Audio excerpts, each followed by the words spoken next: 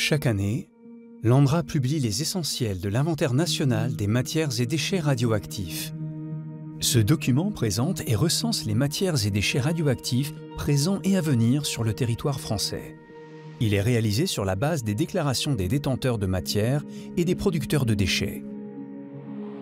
L'inventaire national fournit les prévisions des volumes à venir selon plusieurs scénarios prospectifs contrastés de la politique énergétique française.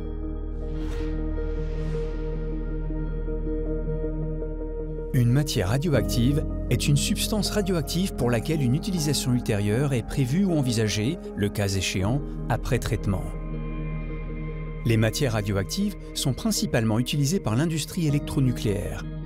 Elles entrent dans la fabrication des combustibles qui font fonctionner les réacteurs des centrales nucléaires.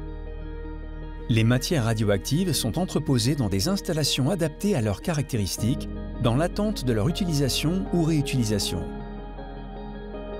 Certaines d'entre elles sont déjà recyclées dans du combustible nucléaire. Pour d'autres, la réutilisation est seulement envisagée. Les propriétaires de ces matières sont tenus de vérifier périodiquement leur caractère valorisable. Les essentiels font l'inventaire des stocks des différentes matières radioactives.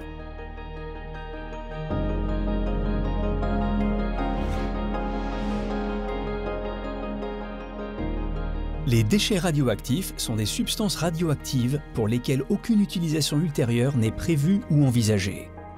La dernière édition des Essentiels précise le volume total de déchets radioactifs déjà stockés ou destinés à être pris en charge par l'ANDRA. Les déchets radioactifs sont produits par environ 1000 producteurs de différents secteurs d'activité.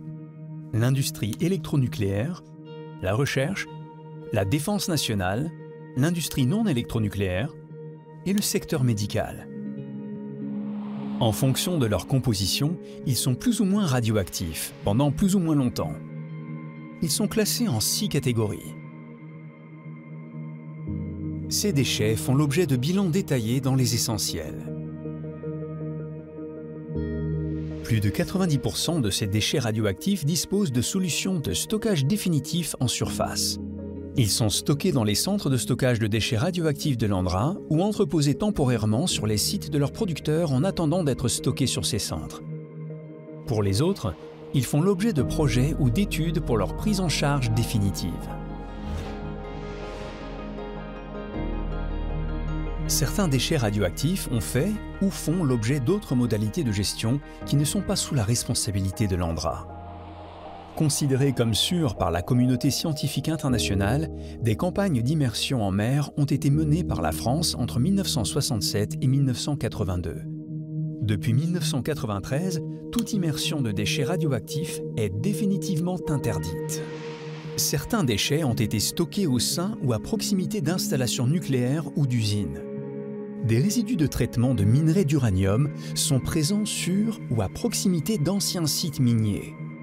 Les déchets à radioactivité naturelle élevée sont gérés en stockage in situ ou dans des installations de stockage de déchets conventionnels agréés.